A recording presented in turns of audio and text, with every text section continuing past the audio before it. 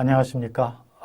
이번 학기에 기업 재무를 강의하게 될 경영학과 이의경 교수입니다.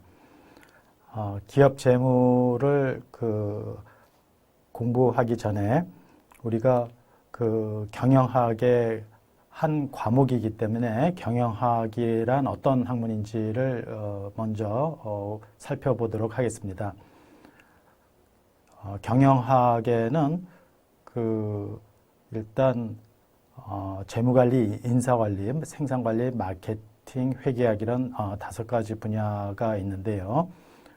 이런 내용을 먼저 학습 목표에서 살펴보고 그 다음에 재무관리, 기업 재무도 재무관리의 한 분야이기 때문에 재무관리의 기능과 목표를 이해하도록 하겠습니다. 그리고 재무관리의 세부 이론으로 기업 재무, 증권 투자론, 그리고 금융기관론, 이외에도 재무 분석과 자본시장론 등이 있지만 일단 이러한 내용을 살펴보도록 하겠습니다. 그래서 학습 목차도 첫 번째가 경영학이란 무엇인가, 경영학의 의의에 대해서 보고요. 그 다음에 경영학의 강론이 어떻게 구성되는지를 통닭집을 운영한다고 생각을 해서 설명을 해보도록 하겠습니다. 그 다음에 세 번째가 재무관리의 기능과 목표고요. 그 다음에 네 번째가 재무관리의 세부 분야가 되겠습니다. 첫 번째 이제 경영학이란 우리가 학술적으로 정의를 하게 되면은 경영학은 기업을 분석 대상으로 해서 기업 활동을 하는 데 필요한 자원을 효율적으로 관리할 수 있는 이론과 기법을 공부하는 학문이다. 이렇게 정의를 합니다. 그러니까 경영학은 일단 분석 대상이 기업이에요. 그리고 기업 활동을 하려면은 여러 가지 자원들이 필요하지 않겠습니까? 그래서 그 중에 경영학에서 첫 번째 다뤄야 될 대상이 돈이에요. 돈. 우리가 사업을 하려고 해도 돈이 필요하고 또 사람도 있어야 되고요. 그 다음에 제품을 만들어야 되고 그 다음에 그거를 광고를 해야 되고 그 다음에 그러한 기업 활동을 화폐 단위로 기록하고 보고하는 그런 장부도 필요하게 되죠. 이 중에서 돈을 관리하는 것이 바로 이제 재무관리인데요.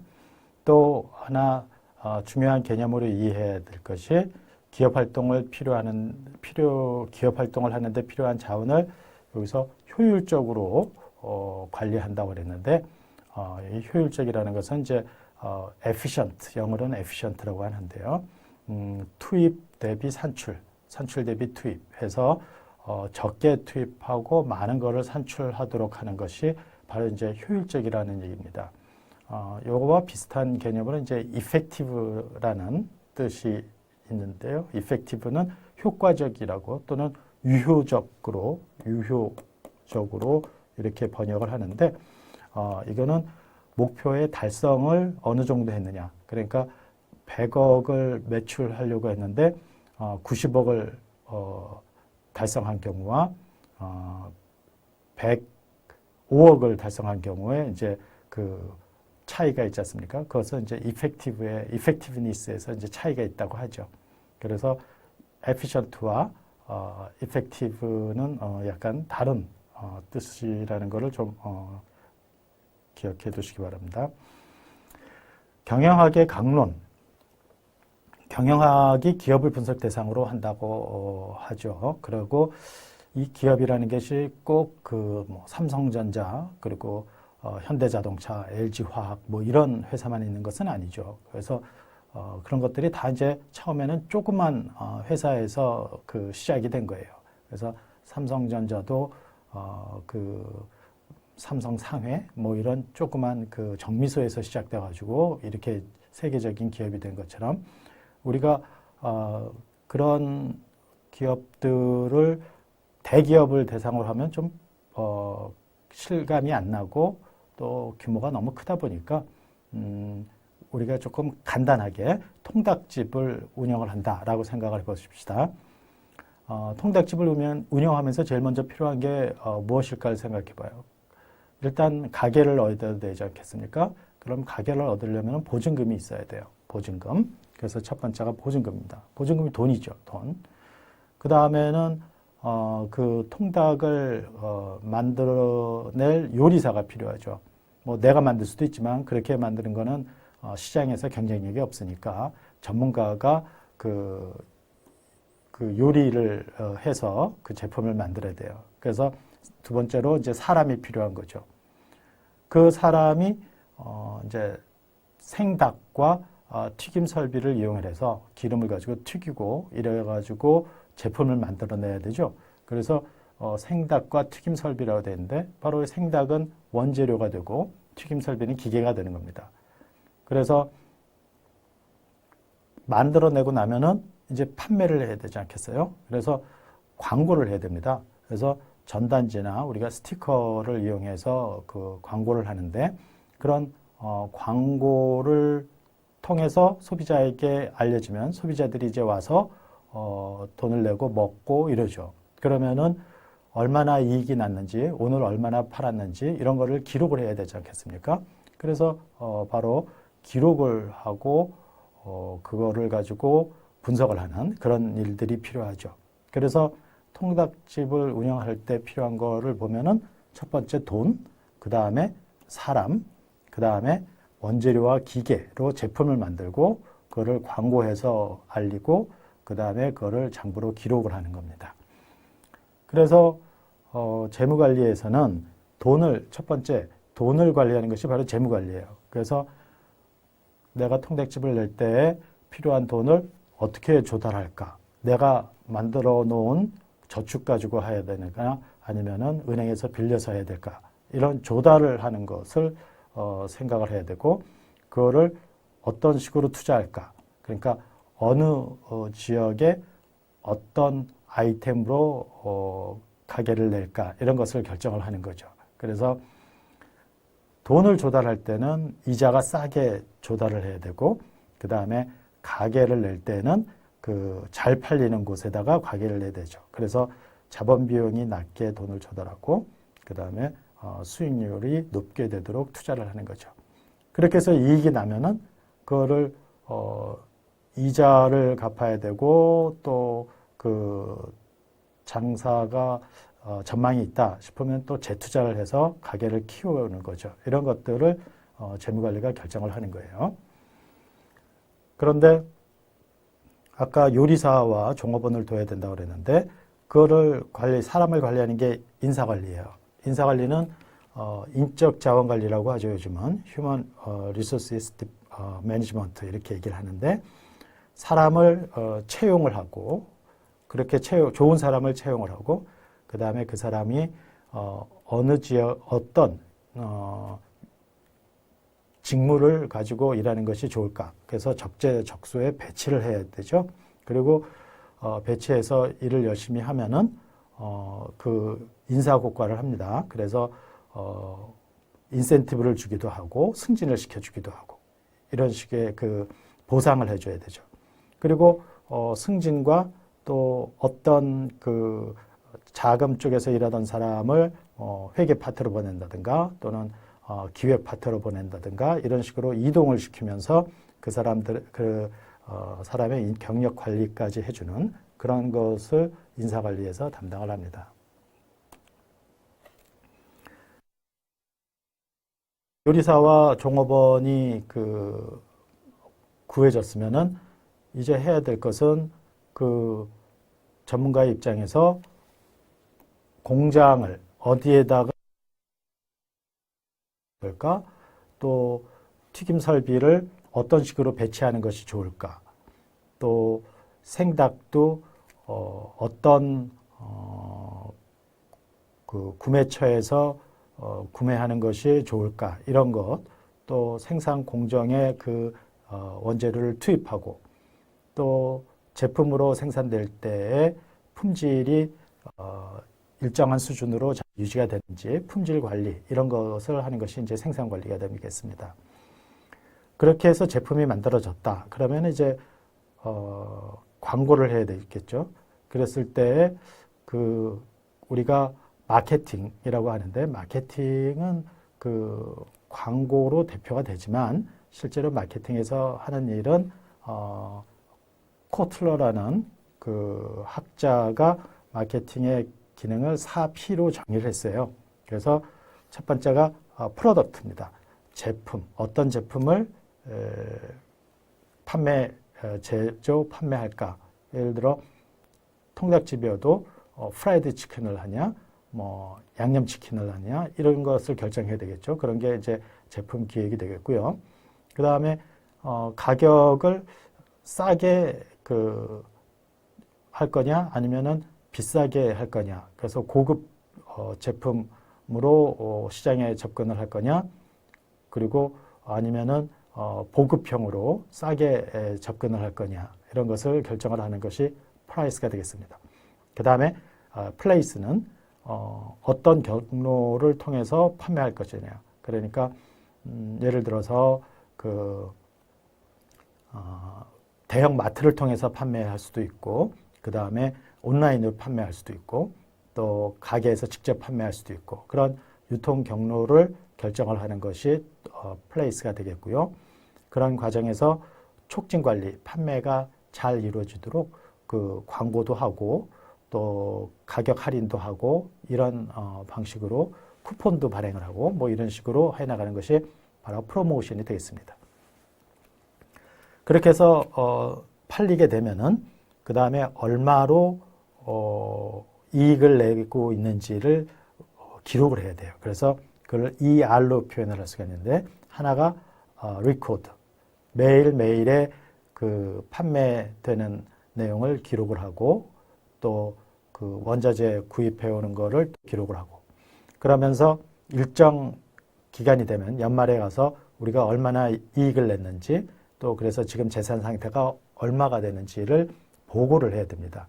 그럴 때 이제 보고하는 것은 경영자에게 보고되어지는, 내부 관계자에게 보고되어지는 측면이 있고, 또 하나는 외부 투자자들에게 보고하는 측면이 있습니다. 그래서 재무회계하고 관리회계로 나누는데, 재무회계는 외부 투자자들에게, 외부 관계자들에게 보고하는 데에 필요한 이론과 공부를 하는 거고요. 관리회계는 내부 경영자에게 또는 우리 종업원들에게 우리 회사의 그 부서별 성과라든가 뭐 이런 거를 기록하고 보고하는 것이 관리회계에서 하는 이 회계학은 기업의 활동을 화폐로 나타내서 그동안 있었던 경영 활동을 화폐로 나타내는 것이고요. 그 다음에 재무관리는 그런 기록을 분석해 가지고 어떤 투자 결정이나 자금 조달을 하는 거예요. 그러다 보니까 똑같이 화폐 단위로 기록을 하고 보고하고, 그걸 가지고 분석을 하고 어떤 의사결정을 하고, 이러기 때문에 재무관리와 밀접한 관계가 있습니다. 그래서 어떤 시점을 기준으로 과거에 있었던 일은 하고 이런 것들이 회계학이라면은, 재무관리는 그런 기록을 가지고 미래에 어떤 의사결정을 해나가는 것이 바로 재무관리입니다. 재무관리의 기능은 우리가 이제 다음 시간에 더 자세하게 하겠지만, 재무제표를 중심으로 설명을 할 수가 있어요. 그래서 재무제표에는 재무상태표나 또 손익계산서 이런 것들이 있는데, 여기서 재무관리의 기능은 재무상태표를 중심으로 설명할 수가 있습니다. 재무상태표는 옛날에는 이제 대차대조표라고 했고요. 지금도 뭐 대차대조표라는 말을 같이 씁니다. 그래서 이 재무상태표의 구조를 보면은 이런 식으로 T자형으로 돼가지고, 이쪽에는 회사가 가지고 있는 자산, 차변이라고 하는데 여기에는 회사가 어떤 자산을 가지고 있는가. 그러니까 기계 설비, 건물, 또 뭐 비품, 자동차 이런 것들을 가지고 영업 활동을 하지 않겠습니까? 그렇게 가지고 있는 것을 자산이라고 하고요. 그 다음에 이쪽에는 느냐를 나타냅니다. 그래서 돈은 내 돈으로 할 수도 있고요. 그거는 이제 자본이라고 하고, 그 다음에 은행에서 돈을 빌려서 할 수도 있습니다. 그것은 부채라고 하죠. 그래서 이렇게 이걸 이제 대차대조표라고 하는데, 이럴 때 그 재무대표의 구조는 왼쪽에 자금 운용 내역, 그 다음에 오른쪽에 자금 조달 내역을 나타내는 그런 재무제표가 되겠습니다. 이때의 재무관리의 기능에서 첫 번째로 중요한 것이 어떤 투자를 할 거냐. 그러니까 예를 들어 삼성전자다 이러면은 자산을 가지고 있는 게 반도체 생산 설비죠. 또 현대자동차는 자동차 생산 설비죠. 그리고 LG화학이면은 화학 제품을 생산하는 그런 설비를 갖고 있단 말이에요. 그런 설비를 갖고 있는 것은 결국은 처음에 투자를 어느 쪽으로 할 것이냐는 것을 결정을 했기 때문에 그런 자산을 갖고 있게 되는 거죠. 그래서 투자 결정을 어떻게 할 것이냐는 것을 자산 쪽에서 나타내. 투자할 때 필요한 투자 자금은 어떤 식으로 조달할 거냐는 것을 부채와 자본으로 조달하는데 이런 자본 조달 기능을 나타내는 것이 바로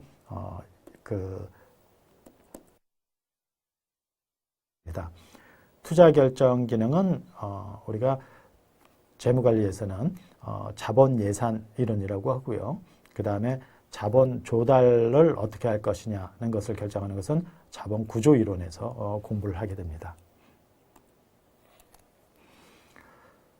재무관리의 또 목표, 아까 이제 재무관리의 기능은 두 가지가 있다고 그랬죠. 하나가 투자 결정 기능, 또 하나가 자금 조달 기능. 이렇게 두 가지가 있는데 그거를 대차대조표에서 이제 설명을 했어요. 그런데 이제 재무관리의 그 목표를 어떻게 설정을 할 것이냐, 돈을 많이 버는 것이다. 맞는 얘기죠. 그런데 그 돈을 목표를 둬야 되지 않겠습니까? 그래서 그 이익을 많이 내는 건데 이익의 종류가 많아요. 그래서 손익계산서를 먼저 보게 되면은 우리가 보통은 손익계산서를 보면은 이제 매출액에서 매출 원가를 차감을 해요. 그래서 여기에 매출 총이익이 되고 그 다음에 여기서 이자를 뺍니다. 이자가 아니라 이제 판매관리비를 빼요. 판매관리비. 그러면은 판매관리비를 빼고 나면은 영업이익이 됩니다. 그리고 영업이익에서 이자를 빼면은 이제 순이익이 되는 거죠. 이렇게 보통 회계학에서는 여러분들이 이제 뭐 회계 원리를 들은 학생들도 있을 텐데 이런 손익계산서를 공부를 했을 거예요. 그런데 재무관리에서는 요 매출액을 영업수익이라고 하고요. 매출 원가와 판매관리비 두 개를 합쳐서 영업비용이라고 합니다. 그래서 매출액에서 매출원가와 판매관리비를 빼고 영업이익이 나오고요. 그 다음에 이자를 지급을 해야 되니까 지급이자하고 그 다음에 이제 순이익이 나오는 거죠. 이런 손익계산서의 구조를 갖는데 영업이익은 자산 가치를 결정을 하는 게 되고요. 순이익은 자본의 가치를 결정하는 게 됩니다. 그래서 우리는 기업 가치를 극대화하는 것이 목표이기 때문에 영업이익을 극대화하는 그런 목표를 두고 이것이 기업의 가치, 기업의 자산 가치를 결정하는 거기 때문에 영업이익을 극대화하는 데 목표를 두고 공부를 하게 됩니다. 예, 재무관리의 목표는 기업 가치 극대화인데요. 기업 가치를 결정하는 이익은 손익계산서에 여러 가지 개념의 이익이 있는데 그 중에서 영업이익입니다. 그래서 영업이익 극대화의 목표를 두는 것이 바로 기업 재무관리의 목표가 되겠습니다. 그런데 그 손익계산서는 대개 회계학에서 작성한 그 손익계산서를 우리가 다루게 되는데 거기에 손익계산서의 순이익이나 영업이익은 재무관리에서 중요하게 생각하는 현금 흐름과 좀 다릅니다. 그러니까 회계상의 순이익은 회계 기준이 바뀌면은 달라지는데 그 현금 흐름은 재무관리에서 생각하는 현금 흐름은 달라지지 않아요. 그대로 내 손에 들어오는 현금 흐름 이거를 그 중요하게 생각하고 그 값은 달라지지 않기 때문에 재무관리에서는 현금 흐름을 중요시해요.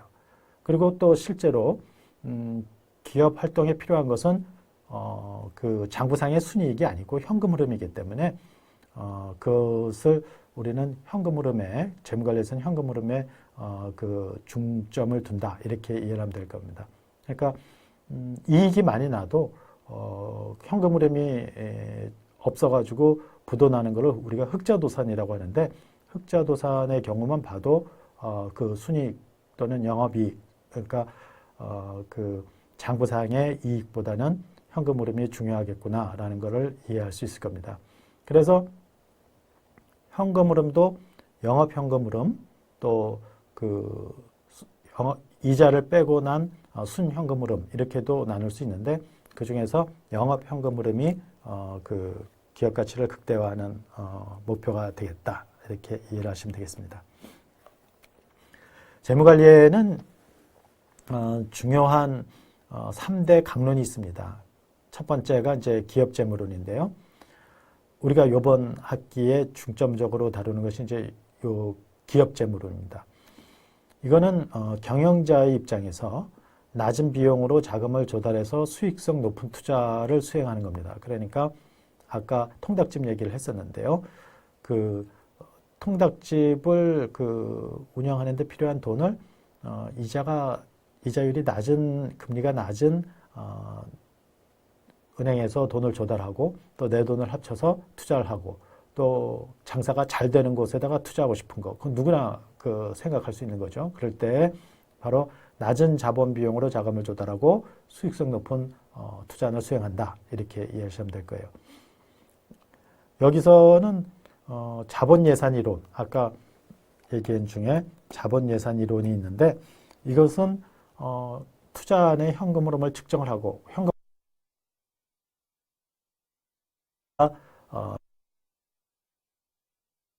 을 내게 되면은 앞으로 현금 흐름이 어떻게 들어올 거다라는 것을 측정을 하고 그의 경제성을 평가하는 여러 가지 방법이 있는데 그런 내용을 공부하는 것이 자본예산입니다. 그러니까 삼성전자가 반도체 투자를 할까 또 LG화학이 화학적으로 바로 흐름을 측정을 하고 그것이 어떤 수준의 경제성을 갖고 있는지 수익성을 갖고 있는지를 판단을 하는 거죠. 그런 공부를 자본예산이론에서 하고요. 또 하나가 자본구조이론입니다. 그러니까 그 투자를 하는데 뭐 10조가 필요하다. 그러면은 10조 중에서 그 뭐 4조는 은행에서 돈을 빌리고 6조는 주식으로 그 발행을 해서 조달하겠다. 또는 다 부채로 조달하겠다. 또는 다 주식으로 조달하겠다. 이런 거를 결정하는 게 자본구조이론입니다.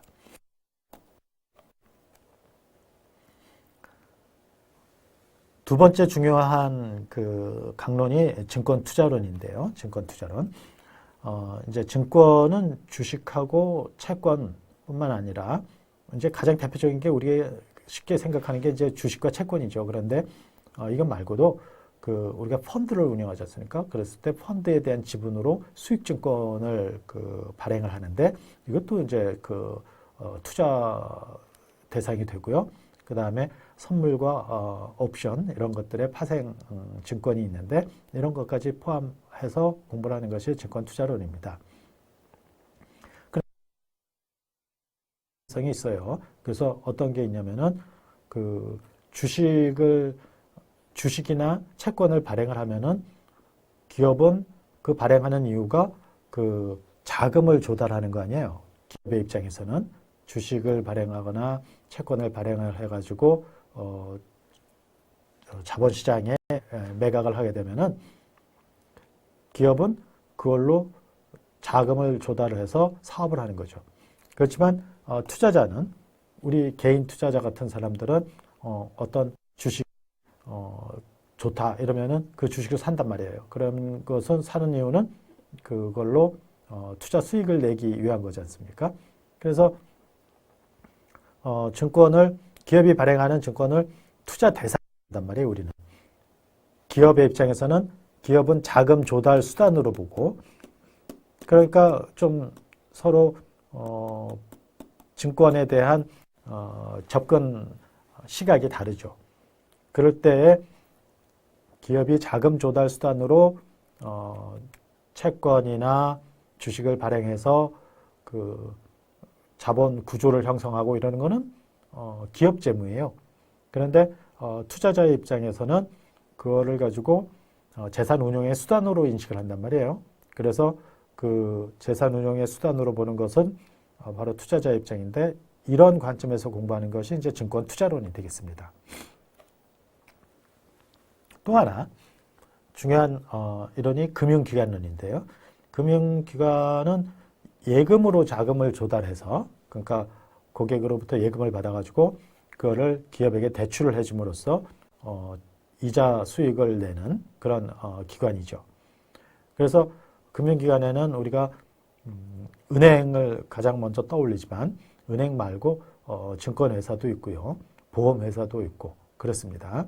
그런데 우리가 그 증권회사나 보험회사도 다 그 고객으로부터 자금을 조달해서 그걸로 투자하고 자산을 운용하고 그러는 금융기관입니다.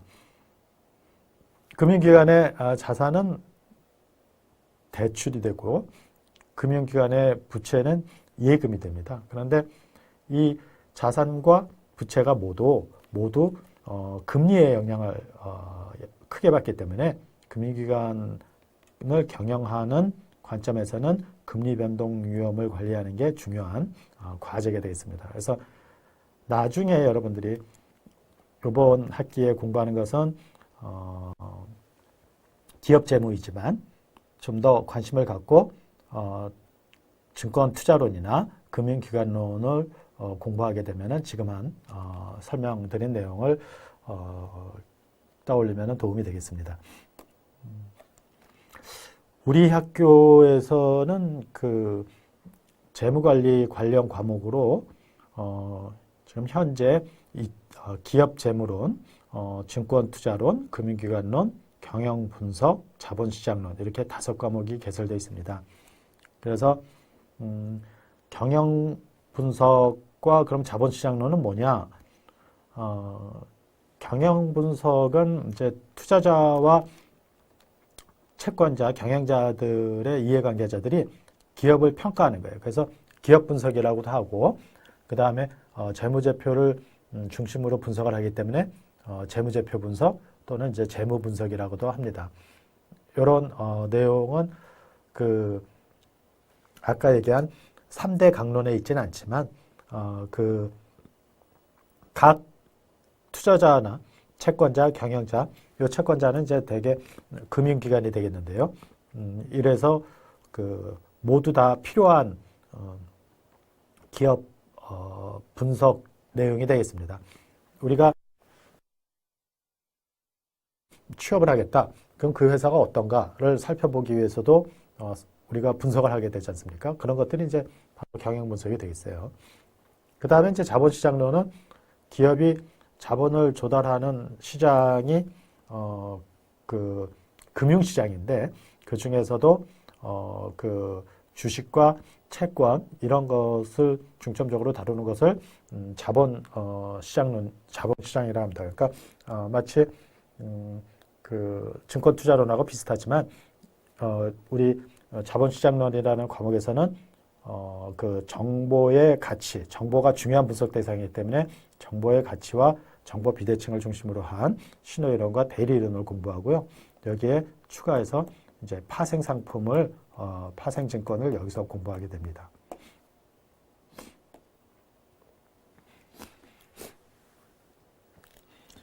경영학과에서는 이제 경영학 원론, 회계 원리, 재무관리 관련 과목들을 이제 수강을 하면은 자기가 그거를 이렇게 따라서 다 듣게 되면은 재무금융 전문가 과정을 이수한 것으로 해서 학교에서 공인 자격증을 수여합니다. 나중에 그런 자격증을 갖고 취업을 할 때 공인 자격증을 제출을 해서 자기를 알릴 수 있는 그런 기회가 되니까 관심 있는 학생들은 증권이나 금융 분야 또는 기업체에서도 재무나 회계 쪽으로 관심 있는 학생들은 그런 과목을 이렇게 일관성 있게 들어서 자기 스펙을 만들어 놓는 것이 필요하다고 봅니다. 그래서 취업 스터디나 또 관련 자격증을 취득하기 위한 그런 스터디도 함께 해가면서 공부를 하면은 더 효과가 있을 거라고 봅니다. 이번 시간에 이번 강의 내용을 정리를 하면은 관리하기 위한 이론이다. 그리고 관리, 인사관리, 생산관리, 마케팅관리, 회계학 이렇게 5개가 있다. 그 중에서 재무관리는 자금 조달과 자금 운용에 관한 학문이며 최소 자본 비용으로 최대 추대 수익을 올리기 위해서 기업 가치 극대화를 목표로 한다. 또 그 3대 강론은 재무관리의 3대 강론은 기업 재무, 증권 투자, 금융기관론이지만 경영 분석과 자본 시장론도 중요하다. 이번 학기에는 우리가 기업 재무론을 공부할 것이다. 하는 겁니다. 다음 강의에서는 재무제표를 공부하겠습니다. 회계학에서 공부한 학생들도 있겠지만 그렇지 않은 학생들을 위해서 일단 재무제표를 알아야 그 기업 재무 또는 증권 투자론 과목들을 이해할 수 있기 때문에 재무제표에 대해서 설명을 하고요. 특히 재무상태표와 손익계산서에 집중적으로 설명을 하고 이 둘의 연관성을 파악할 겁니다. 그리고 경영분석, 물론 별도 교과목에서 자세하게 하겠지만 여기서는 간단한 재무 분석의 내용을 설명하도록 하겠습니다. 자, 이것으로 이번 시간에 강의를 마치도록 하겠습니다. 자, 수고하셨습니다.